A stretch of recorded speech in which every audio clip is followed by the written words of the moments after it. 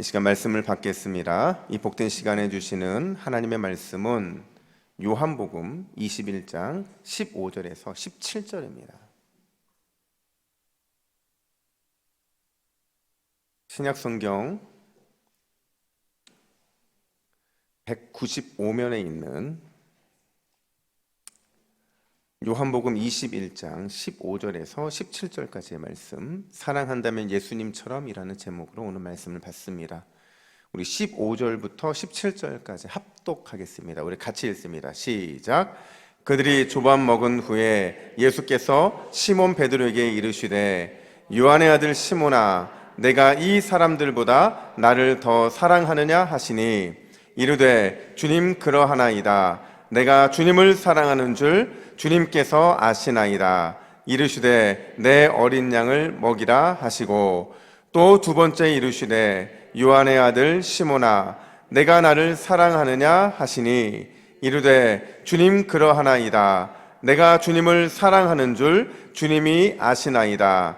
이르시되 내 양을 치라 하시고 세 번째 이르시되 요한의 아들 시몬아, 내가 나를 사랑하느냐 하시니 주께서 세 번째 내가 나를 사랑하느냐 하심으로 베드로가 근심하여 이르되 주님 모든 것을 아시오매 내가 주님을 사랑하는 줄을 주님께서 아시나이다. 예수께서 이르시되 내 양을 먹이라. 아멘. 할렐루야. 우리 옆에 분들에게 이렇게 인사하겠습니다. 새 힘으로 승리합시다. 새 힘으로. 여러분, 제가 그림 하나를 보여드릴 텐데요, 많이 봤던 그림일 겁니다. 그림 보여주시죠. 이거를 우리는 데칼코마니라고 하는데요, 이게 프랑스어예요. 그러니까 원래는 영국에서 1750년도에 이 기법이 발명을 했는데 이름이 없었어요. 그냥 그렇게 이 기법으로 사용되다가 본격적으로 프랑스 사람들이 그 화가들에 의해서 이런 용어를 사용하기 시작했고, 지금 우리가 아는 이 데칼코마니라는 것이 나오게 되었는데요, 합성어죠. 그러니까 복사하다라는 단어하고 편집하다라는 이 두 단어가 합성된 합성어인데, 아까 그림에서 봤던 것처럼 양쪽이 똑같아요. 대칭적이죠. 다른 거라고는 찾아볼 수 없을 만큼 똑같아요. 왜냐하면 한쪽에 그림을 그리고 아니면 한쪽에다가 물감을 칠하고 그걸 반으로 딱 접었다가 펼쳤기 때문에 그렇다는 거죠. 저는 어렸을 때부터 제 삶에서 인간 데칼코마니를 참 많이 봤어요. 오늘 일부도 예배 끝나고 제가 이제 사무실에 가다가 저희 교회에도 인간 데칼코마니가 있거든요. 근데 그 친구가 저한테 그러더라고요. 저희는 인간 데칼코마니입니다. 누구 얘기하는지 잘 모르실 거예요.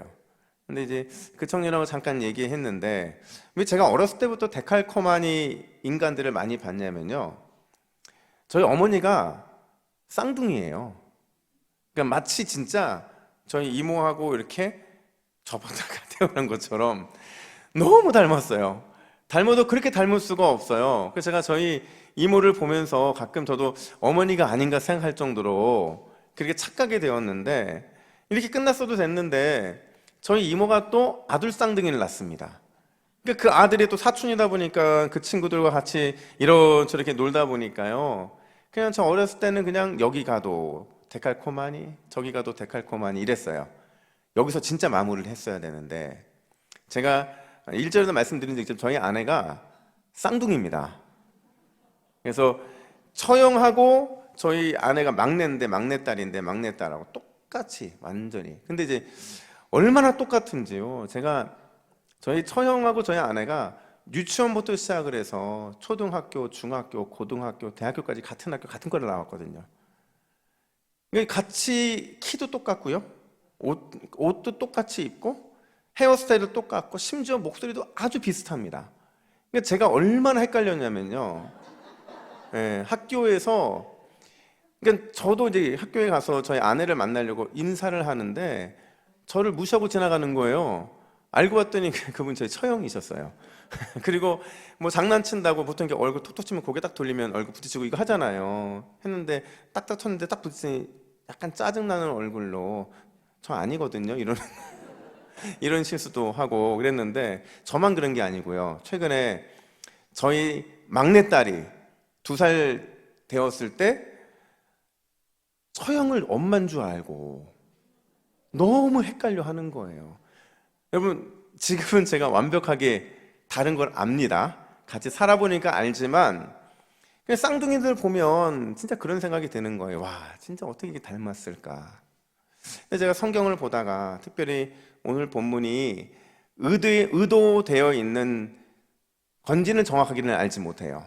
그러니까 의도적으로 한지는 정확히 알지 못하지만 오늘 본문의 배경이요, 이전에 일어났던 한 사건의 배경과 데칼코마니처럼 닮아 있더라는 거죠.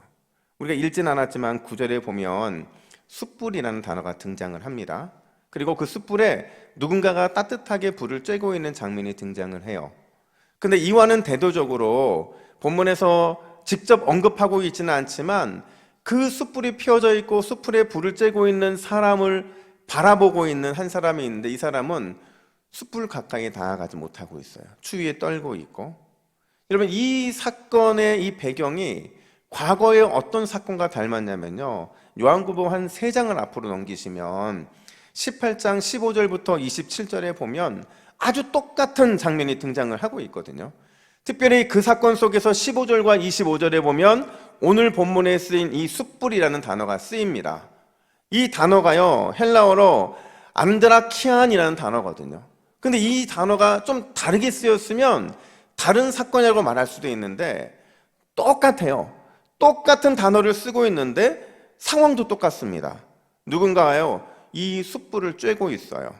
숯불이 등장하고 쬐고 있는 사람이 등장을 하고, 또 이와는 대조적으로 이것도 마찬가지로 거룩한 상상력이 필요한데 장소는 바뀌었어요. 대제사장의 뜰인데 여기에서 이 동일한 공간에 어떤 한 사람이 신문을 받으면서 추위에 떨고 있어요. 그리고 그 사람은 그 시선이 숯불, 그러니까 엄밀히 말하면 숯불을 쬐고 있는 한 사람에게 맞춰주고 있는 상황이라는 거죠. 어떻게 보면 되게 똑같아 보이는 이 사건인데요, 그리고 이 배경인데요, 이 본문이요, 데칼코마니처럼 똑같아 보이지만 아주 중요한 차이가 있습니다. 어떤 차이냐면 역할이 반전된 차이라는 거예요. 그러니까 오늘 본문과 18장 본문이요, 배경은 똑같은데 그 배경에 등장하는 등장인물의 역할이 바뀌었다는 겁니다. 18장에서 숯불을 쬐고 있는 사람이 누구였을까요? 베드로였어요.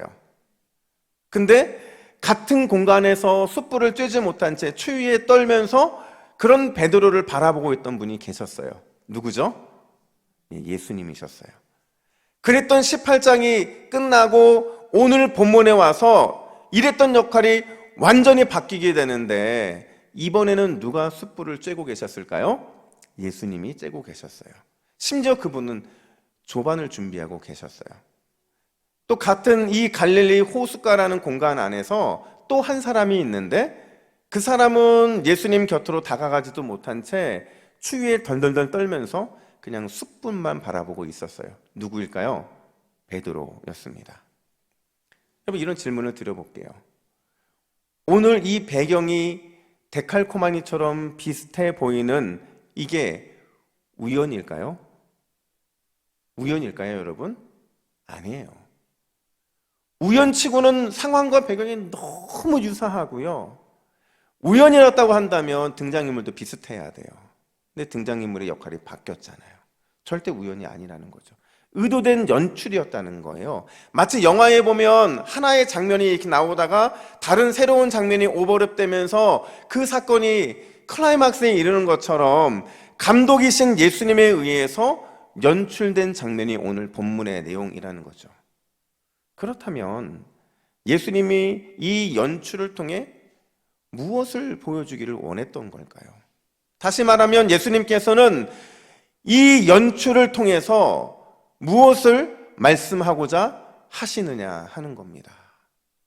오늘 2가지 관점인데, 첫 번째로 예수님은 그래도 사랑한다, 그래도 사랑한다, 이 메시지를 던지고 계신 거예요. 여러분, 오늘 본문을 보면 예수님과 제자들이 조반을 드셨다 이렇게 말을 해요. 한번 상상해 보세요.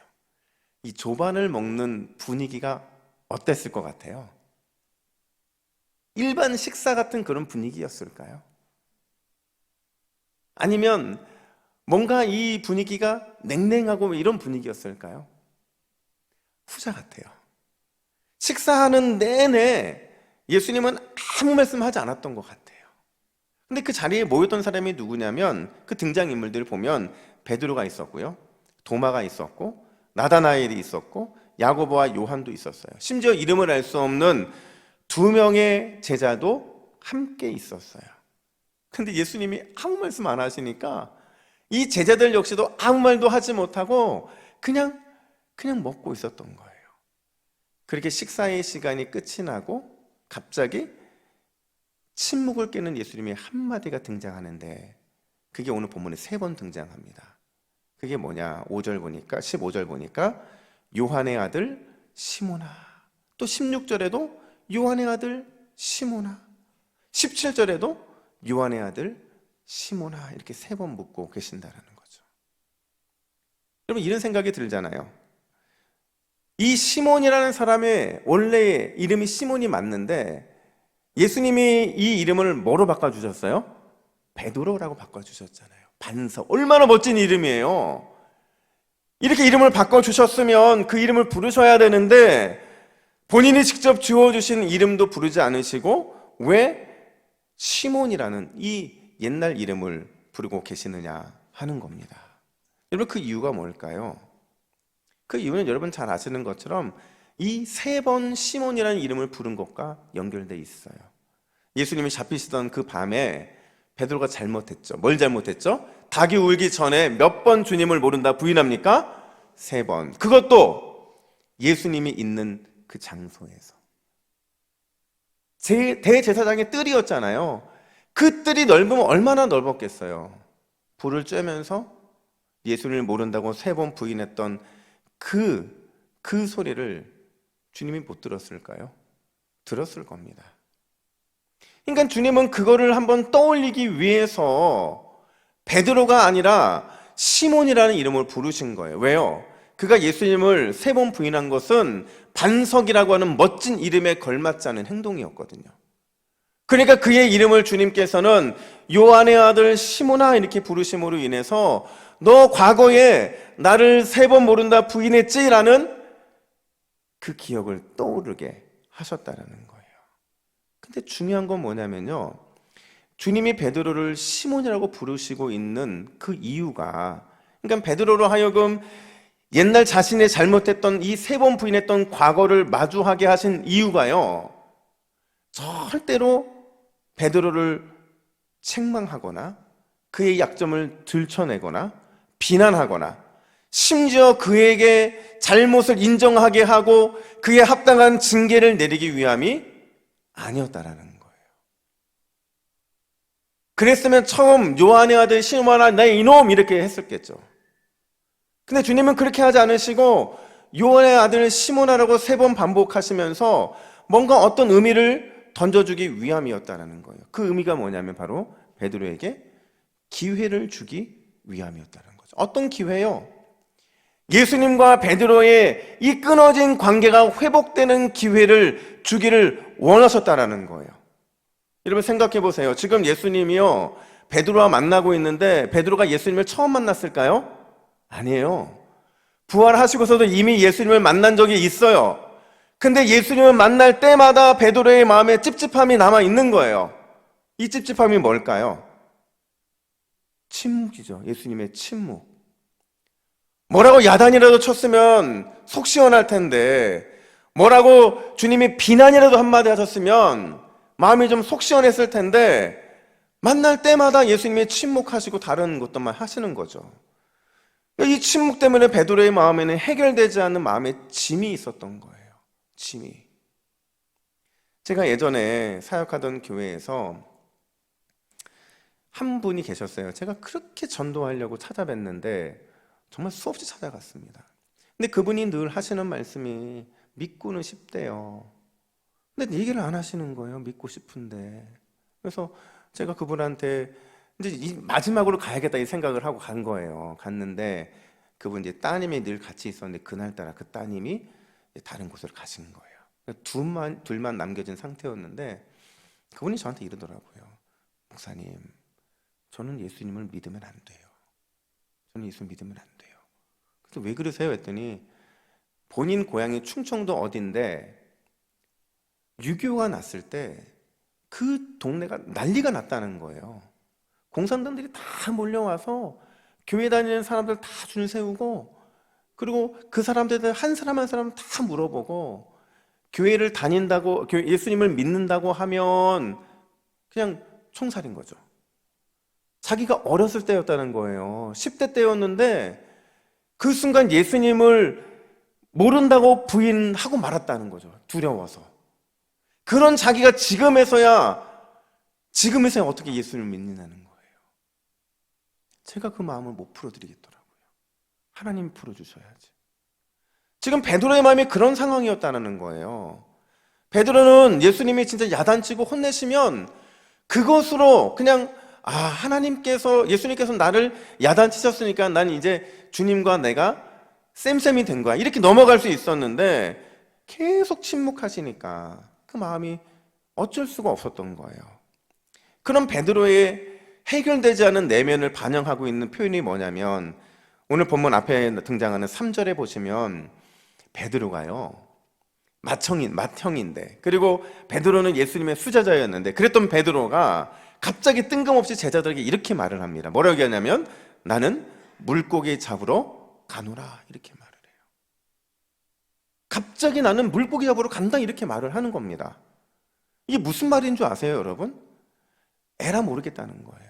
에라 모르겠다, 나는 제자의 자격이 없으니 그냥 업으로 살겠다, 이 얘기를 하고 있는 거예요.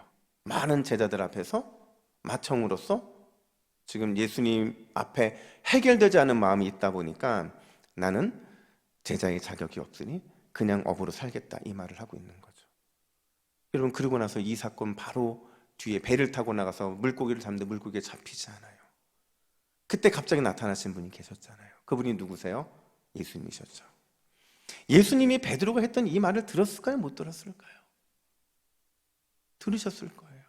그분이 이미 부활체시잖아요. 베드로가 나는 물고기 잡으러 가노라, 이 말을 했던 것을 주님이 들었을 거예요. 어떻게 들었을까요? 지금 아직도 해결되지 않고 있는 베드로의 내면의 문제가 안타깝게 느껴졌던 거죠. 너무 속상했던 거예요. 그래서 어떻게든지 이 문제를 매듭짓기를 원하셔서 지금 예수님은 제자들 앞에 나타나신 거죠. 그리고는 이전에 그러했던 것처럼 예수님이 제자들을 부르셨을 때 그물을 던지려고 했던 것처럼 똑같이 그물을 던지라고 했고, 그리고 그물에서 엄청난 물고기가 잡히는 걸 보면서 베드로가 예수님인 걸 알았던 거예요. 그러니까 벗고 있던 옷에서 겉옷을 입고 바다로 뛰어내려서 예수님께 나오게 됩니다. 그리고 예수님이 그의 이름을 3번 요한의 아들 시모나, 요한의 아들 시모나, 요한의 아들 시모나라고 부르시면서 과거 자신의 이런 잘못과 마주하게 하셨다는 거예요. 그러면서 그 3번 부르실 때마다 주님한테 어떤 대답을 던지면서 본인이 3번 부인했다는 사실을 인정하게 하셨고, 그걸 결산하게 하는 귀한 시간을 주셨다라는 거죠. 그런 의미에서 주님이 그 이름을 3번 부르신 것은 예수님의 용서와 사랑으로 그 심령이 채워지기를 원하셨다는 거예요. 저도요, 베드로 같은 경험을 한 적이 있어요. 제가 대학교를 다닐 때 문서 선교의 꿈이 있어서 학교 신문사에서 봉사를 했거든요. 근데 제가 딱 편집장일 때 신문을 내는 과정에서 큰 실수 하나를 했어요. 그 실수가 뭐냐면, 이제 교수님의 글을 받아서 글을 싣고 오타 확인하고 이제 신문을 냈는데, 꼭 문제는 언제 터지냐면 우리가 예상하지 못했던 장면에서 터지는 거예요. 글에는 오타가 하나도 없었어요. 어디에 오타가 있었냐면, 교수님의 사진을 넣고 사진 바로 밑에 교수님의 양력을 넣는데 소개하면서 교수님이 조직신학 교수님이었거든요. 근데 그거를 제가 실수로 뭐라고 썼냐면 조진신학 교수로 쓴 거예요. 그러면 조지다라는 게요, 이게 국어사전에 있는 표현입니다. 망치거나 그르치다라는 뜻이에요. 이분은 이제 1년 있으면 은퇴하시는 분인데 그분의 글에다가 조직신학이라고 써주면 얼마나 좋아요. 평생 그게 프라이드시잖아요, 교수님들은. 근데 교수님의 그 사역에 대해서 제가 마치 평가를 하듯이 조진신학 이렇게 써놓은 거예요. 그러니까 얼마나 교수님 마음이 속상했을까요? 그러니까 제가 학교가 한 400명밖에 모이지 않았기 때문에 전 교가 400명이에요. 그러니까 언제든지 교수님을 만날 수 있는 거예요. 식당에서도 만날 수 있고 강의실에서 만날 수 있고. 그래서 제가 고민하면서 교수님 피해 다녔어요. 피해 다니다가 제가 근데 교수님 이제 한 학기가 지났는데 그 다음 학기가 교수님의 필수 과목이 있는 거예요. 반드시 들어야 되는 수업인 거죠. 와, 뭐 군대를 가야 되느냐 막 이런 고민을 막 하고 있는데 첫 수업 시간에 고개를 푹 숙이고 있는데 교수님이 출석을 안 부르시는 거예요. 그리고 출석부에 본인이 사인을 하고 가라는 거죠. 아, 이제 연세가 드셨으니까 출석 부르기 싫으신가 보구나. 너무 감사하잖아요. 그래서 수업을 쭉 듣는데 마지막 수업 시간에 딱 들어오시더니 교수님이 마지막 학생들은 내가 기억을 해야겠다는 거예요. 그러면서 출석을 부르시겠다는 겁니다. 그리고 출석을 기억부터 부르기 시작하는데 제가 2응이니까 한 가운데 정도에 있었어요. 1번부터 쭉 출석을 부르시다가 제 가슴이 막 툭툭 뛰는 거예요. 근데 갑자기 교수님이 양혁승 이러시는 거예요. 그래서 제가 교수님한테 너무 미안하니까 고개를 못 들고 네 했어요. 정말 쥐어 들어가는 소리로 네 이렇게 했어요. 그랬더니 교수님이 갑자기 얼굴을 들라는 거예요. 얼굴을 딱 들었는데 교수님의 눈과 제 눈이 딱 마주쳤을 때 마치 예수님과 베드로의 눈이 마주쳤던 것처럼 딱 저를 보시면서 교수님이 이러시는 거예요. 자네 조진신학 이러시는 거예요. 와, 제가 얼마나 창피했는지. 근데 다음 교수님의 말씀이 저의 마음을 녹였어요. 뭐라고 말씀하셨냐면 내가 어쩌면 평생 조직신학이 아니라 조진신학을 가르쳤을 수도 있겠다는 생각을 처음 하셨다는 거예요. 내가 하나님의 영광과 하나님의 그 복된 은혜에 도구로 쓰임받지 못할 수도 있겠다라는 그 마음을 갖게 되시니까 오히려 저한테 고맙다 이렇게 말씀을 하시는 거예요. 근데 여러분 저는요 그때 그 교수님의 음성을 잊지 못해요. 그 상황들 학생들이 저를 보면서 막 껄껄껄 웃고 있는데 그 상황 가운데 교수님이 주셨던 이 위로의 말씀, 그분의 음성에 담긴 사랑과 그 용서의 마음이 잊혀지질 않는 거예요. 여러분 우리 최 목사님만 A형이 아니에요. 저도 A형이에요. 저도 저희 아버지 어머니 다 A형이시고 저도 완전 트리플 A형이에요. 얼마나 소심했는지. 제가 만약에 교수님이 저한테 기분 나쁘다고 F학점을 준다든지 공개적으로 망신을 줬다고 한다면 아마 저는 이 사역을 감당하지 못했을 거예요. 근데 교수님의 사랑과 용서 덕분에 오늘의 제가 있는 줄로 믿습니다. 여러분 우리 예수님은요 베드로에게만 그런 게 아니라 변함없는 그 사랑으로 소심하게 살아가고 있는 우리를 여전히 사랑해 주시는 줄로 믿습니다. 변함없는 사랑이라는 게 뭐예요? 조건 없는 사랑이잖아요. 계산하지 않는 사랑이잖아요. 어떤 거 따지지 않는 사랑이잖아요. 근데 문제는 뭐냐면 우리가 자꾸 그 사랑의 조건을 내게서 찾는다는 거예요. 내 안에서. 내가 뭔가를 잘해야만, 열심히 해야만, 노력해야만, 어떤 조건이 있어야만 주님이 나를 사랑하는 것처럼 우리는 늘 그렇게 생각을 한다는 거예요. 여러분 생각해 보세요. 여러분이 오늘 아침에 교회에 나오면서 차를 타고 오면서 걸어오면서 아이들과 남편과 싸웠어요. 여러분들이 그 예배 드리는 거 주님이 안 받으실까요? 아니에요. 싸웠어도 이 자리에 나와 있는 거를 주님이 기뻐하신다고요. 여러분의 한 주일 동안 살아가시면서 거짓말도 하셨고 나쁜 짓도 하셨고 그리스도의 영광된 그 삶을 살지 못해서 어떻게 보면 여러분들의 마음속에는 하나님이 나 같은 것도 사랑하실까? 이런 마음을 품고 살아갈 수 있지만 주님은 그럼에도 불구하고 여러분을 사랑하신다고요. 왜냐하면 주님의 사랑은 변함이 없기 때문에 그래요. 왔다 갔다 하지 않기 때문에 그런 겁니다. 문제는 우리가 자꾸 거기에서 주님이 우리를 사랑하는지 아닌지가 내가 기준이 되어서 판단이 되기 때문에 거기에 걸려 넘어지기 때문에 그렇다는 거예요. 그래서 오늘 주님이요 베드로에게 이렇게 물어보세요. 이 도장과 같은 얘기인데 뭐냐면 15절 중반절 보니까 내가 이 사람들보다 나를 더 사랑하느냐 이렇게 물어요. 3번 물었다고 그랬잖아요. 3번 물었다고 그랬잖아요. 3번 물으셨는데 유일하게 첫 번째 물어보실 때 내가 이 사람보다 라고 하는 비교 문구를 넣고 있어요. 왜 비교 문구를 넣을까요? 역설적으로 말씀하고자 하시는 거예요. 어떤 역설적으로 말하고자 하시냐면 너의 마음, 너의 태도, 너의 행동과 상관없이 네가 그렇게 생각하는지는 모르겠지만 나는 여기에 모인 이 사람들보다, 심지어 네가 잡은 물고기보다 나는 너를 더 사랑해. 주님은 그 얘기를 하고 계신 거라는 거죠.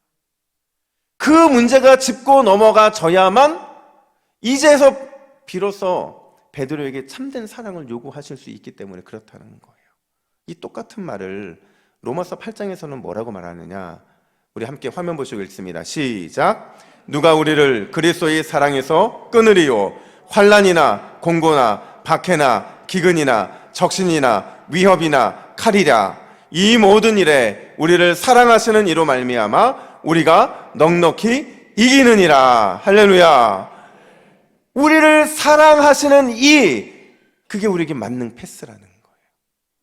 우리를 사랑하시는 이로 말미암아서 우리의 그 어떤 것과 상관없이 우리는 넉넉히 주님의 사랑을 받을 수 있고 그 사랑이 우리를 승리케 하신다는 거죠. 그래서 여러분, 베드로를 향한 주님의 이 사랑이요, 그럼에도의 사랑이라는 거예요.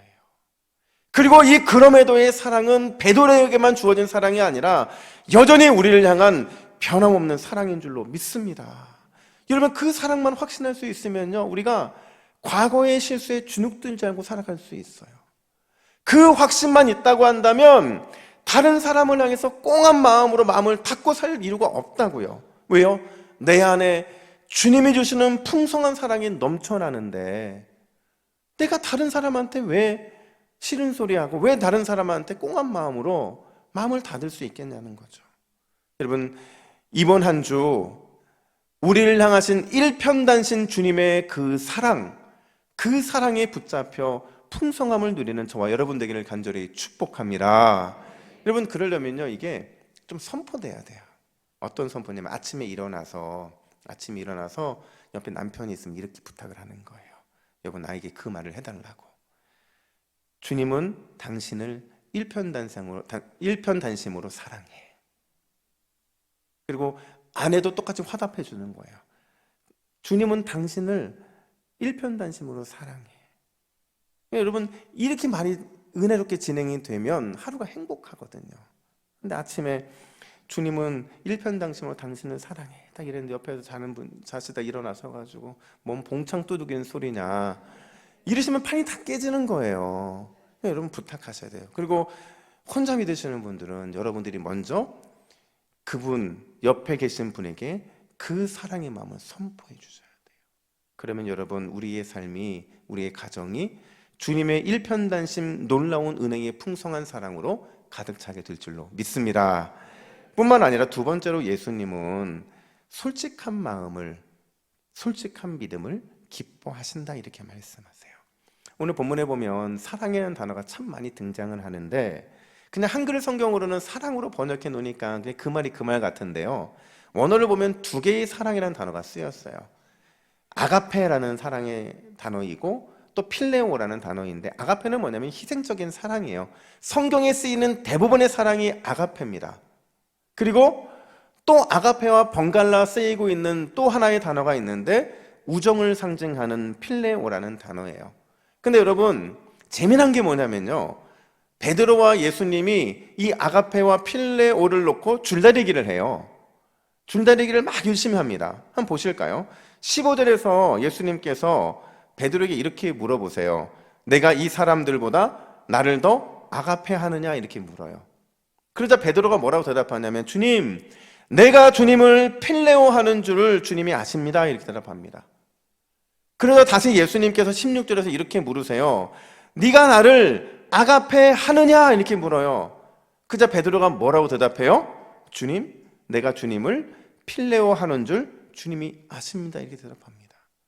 여러분, 참 베드로 아주 지고지순한 사람이에요. 고집 세다는 얘기예요, 고집. 적어도 주님이 아가페 하냐고 물어보면 그냥 예, 아가페 해요, 이렇게 한번 해주면 되는데 끝까지 자기는 필레오 한다는 거예요. 물론 아가페와 필레오는 의미적 차이는 별로 없어요. 성경에서 아가페 사랑이 쓰여질 때 필레오를 쓰고 필레오가 쓰여질 때 아가페 쓰이는 건 맞아요. 근데 주님이 지금 아가페라는 단어를 쓸 때는 그만한 이유가 있었다고요. 근데 거기에 끝까지 필레오 해요. 그러자 주님께서 뭐라고 물어보시느냐? 그럼 네가 나를 필레오 할 수 있느냐? 이렇게 물어요. 그래서 주님이 뭐라고 대답하시냐면, 근심하고 있는 베드로가 주님 앞에 뭐라고 대답하냐면, 근심하면 이렇게 대답하죠. 당신이 모든 걸 잘 아시지 않습니까? 내가 주님을 필레오 하는 줄 주님이 아십니다. 이렇게 대답을 합니다. 여러분, 이 줄다리가 뭘 보여주려는 거예요? 예수님이 끊임없이 아가페 사랑을 요구하실 때 끊임없이 필레오라고 대답을 하면서 결국 이 마지막 줄다리기에서 주님이 져주시잖아요. 내가 아가페를 원했지만 네가 필레오까지밖에 하지 못하는 너의 모습으로 내가 낮춰주겠다는 거예요. 그러려면 조건이 있어요. 우리가 솔직해야 돼요. 주님 앞에서. 주님 앞에서 있는 그대로 인정하고 내 믿음과 내 신앙과 내 삶을 포장하지 않는 거예요. 여러분, 우리가 가끔 어떤 과자를 먹을 때나 이럴 때 속상할 때가 언제예요? 과자는 아주 빵빵하게 굉장히 큰데 막상 열어보면 그 내용물이 조금 들어있을 때잖아요. 근데 주님 보실 때 우리의 신앙이 그럴 때가 있다라는 거죠. 주님께서는 우리가 솔직하고 있는 그대로 우리의 믿음의 연약함을 내려놓으면, 그러면 주님이 맞춰주시겠다는 거예요. 나머지 채워주시겠다는 겁니다. 근데 왜 우리는 그렇게 솔직하지 못하는 걸까요? 그러니까 저는 묵상을 해봤어요. 마지막 주님이 하시는 이 질문의 의도가 뭐였을까? 왜 주님은 아가페를 버리시고 필레오를 가지고 다시 한번 베드로에게 질문하셨을까? 이런 말씀 아닐까요? 베드로야, 내가 너의 마음이 얼마나 괴로운지 알아. 너 아가페라고 대답하고 싶었지? 근데 입이 안 떨어졌잖아. 괜찮아. 너의 그 필레오만으로도 나는 만족해. 우리 주님이 지금 이거 말씀하시는 거였다고요. 그렇다고 한다면 여러분, 베드로가 근심했다 말하거든요. 마지막 질문을 듣고 근심했다고 말하고 있는데 이 근심한 이유가 바뀌어야 돼요. 우리가 아는 그 근심, 대답하지 못함으로 인한 근심이 아니고요. 이 근심은요, 그의 솔직한 믿음에 대해서 낮춰주시고 맞춰주시는 그 예수님의 사랑에 대한 눈물 담긴 감사의 고백이라는 거죠. 그게 근심이라는 단어로 표현되고 있는 거예요. 단순히 눈물의 감사 고백이 아니라 이 마지막 주님의 필레오라는 단어로 다가오신 주님의 음성 속에는 베드로의 그 심장에 새겨지는, 이걸 스티그마라고 하거든요. 잊지 못하게 아예 낙인 찍어 완전히 새겨 놓으시는 그 주님의 사랑, 그 사랑이 베드로의 마음에 들어간 거예요. 그 마음이 들어갔는데 어떻게 더 이상 베드로가 예수님을 향해서 나를 여전히 정죄하시는 주님, 나를 여전히 책망하실 것 같은 주님의 그런 감정을 갖고 살아가겠냐는 거죠. 이런 주님의 사랑을 가슴에 새기고 사는 사람들의 모습이 어떠해야 할까요, 여러분? 오늘 본문에서 이게 결국 베드로를 향한 예수님의 최종 목적인데요. 15절 하반절, 16절 하반절, 17절 하반절 뭐라고 말하고 있냐면 내 양을 먹이라, 내 양을 치라, 내 양을 먹이라는 거예요. 이게 무슨 얘기냐면 예수님과 베드로의 관계가 회복됐다는 거예요. 그러니까 더 이상 이제 너 이 문제로 힘들어하지 말라는 거예요. 이제 우리 둘이 깨끗이 문제가 정산됐으니까 이제 너는 내가 너에게 처음 주었던 그 사명을 쫓아가라는 거예요. 그 사명이 뭐였어요? 예수님이 베드로를 부르시면서 어떤 사람을 부르셨어요? 내가 너를 뭐 낚는 어부로 삼겠다고요? 사람 낚는 어부. 그게 이거잖아요. 그게 양을 먹이는 거고 양을 치는 거고 양을 또 먹이는 거잖아요.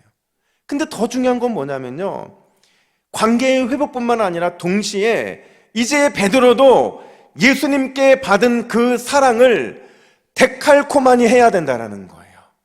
네가 그 사랑을 받았으면, 그 조건 없는 그레도의 사랑을 받았으면 너도 그 사랑을 보여주라는 거죠. 내가 낮추고 맞춰서 너에게 그 마음을 전달해 줬으면 너도 똑같은 마음으로 모든 사람을 품으면서 그렇게 살아가야 한다라는 걸 말하고 있는 거예요. 제가 예전에 한번 이 극동방송을 듣다가 어떤 분의 이 간증을 들은 적이 있어요. 목사님의 간증이셨는데, 이제 사역을 마치고 집에 딱 들어왔는데 3살짜리 딸 아이가 저쪽에서 그림을 하나 그리고 있는 거예요. 근데 이 그림을 그리고 있으니까 딸이 기운이 가서 그림을 봤죠. 근데 이제 충격적인 거예요. 왜냐하면 그 그림에 등장하는 자신의 얼굴을 너무 무섭게 그려놓은 거예요. 뭐 3살짜리가 그랬으니까 그리려니 하지만 여러분, 3살짜리 그림은요, 사람의 그림을 무섭게 그릴 수가 없어요. 3살짜리가 그림을 무섭게 그리면 그 아이는 피카소거나 아니면 그 아이는 영적으로 문제가 있는 아이예요. 근데 이제 그 그림을 그냥 너무 무섭게 그려놓은 거예요. 그리고 또 심지어 목사님은 혼자 딸로 격리돼 있어요. 이쪽에 가족들은 다 여기 있고. 그래서 딸에게 물어요. 저 사람이 아빠야? 이렇게 물어요. 그래서 딸이 잠시 고민도 안 하고 응 이러는 거예요. 그러니까 목사님이 놀라서 다시 물어요. 근데 왜 아빠 얼굴을 이렇게 무섭게 그렸어? 그래서 딸이 이렇게 대답해요.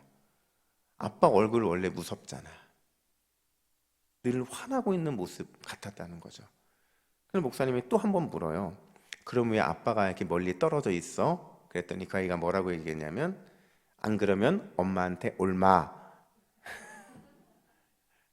근데 목사님이 이 이야기를 듣고 나서 너무 마음이 속상한 거예요. 본인은 늘 그렇게 얘기해 왔거든요. 예수님을 닮아가자고, 예수님처럼 살아가자고 늘 그렇게 얘기해 왔는데 정작 자기 집에서는 자기가 예수님이 아닌 거예요. 오히려 사탄의 모습인 거죠. 그러니까 목사님이 기도하면서 그렇게 기도했대요. 주님, 제게 주님의 얼굴 주옵소서. 저를 보면서 주님의 얼굴이 떠올라지게 하시고, 저를 보면서 주님의 은혜가 그냥 나타나게 해달라고 그렇게 기도했다는 거죠. 제 얘기 아닙니다. 제 얘기 아니에요. 몇몇 분이 지금 오해하고 계셔서 제가 말씀을 드리는 거예요. 근데 여러분, 제가 이 얘기를 극동방송에 들으면서 저도 그런 기도가 되더라고요. 주님, 저도 주님의 얼굴 데칼코마니 되기를 원합니다. 저의 삶과 저의 말과 태도가 주님의 그 향기 묻어나는 삶이 되기를 원합니다. 이게 우리의 기도가 되어야 되지 않겠습니까? 여러분, 낙심하고 넘어진 우리의 삶에 그래도 사랑한다, 이 주님의 음성이 여전히 들려지기를 간절히 축복합니다. 우리 주님 모든 거 다 아세요. 다 아시는 주님께서 우리에게 무엇인가를 요구하실 때 솔직한 믿음과 마음으로 나아가세요. 그러시면 주님께서 낮춰주시고 우리에게 직접 맞춰주셔서 놀라운 주님의 그 사랑으로 우리의 모자라고 연약한 것들을 채워주실 것입니다. 여러분, 이번 한 주를 살아가면서 주님께 먼저 그 사랑을 받았고 그 배려를 받았다면 여러분도 저도 예수님처럼 데칼코마니의 삶을 살아가는 귀하고 복된 한 주가 되기를 예수님의 이름으로 축복합니다. 아멘. 함께 기도하겠습니다. 하나님 아버지, 우리를 조건 없는 사랑, 계산하지 않는 사랑으로 날마다 품어주시니 감사합니다. 우리의 연약함 가운데서도 늘 낮춰주시고 맞춰주심으로 그 크신 사랑을 경험케 해주신 것도 감사합니다. 주님, 그 놀라운 사랑 받았기에 우리도 그 놀라운 사랑 베푸는 자가 되게 하여 주시고, 이번 한 주 예수님처럼 사랑하고 예수님처럼 배려할 줄 아는 믿음의 동부교회 성도님들 다 되게 하여 주시옵소서. 우리가 그 믿음 갖고 살아갈 때에 이번 한 주도 더 놀라운 주님의 사랑이 채워지는 기적을 경험케 하여 주시옵소서. 이 모든 말씀 우리를 끝까지 사랑해 주시는 예수 그리스도의 이름으로 기도하옵나이다. 아멘.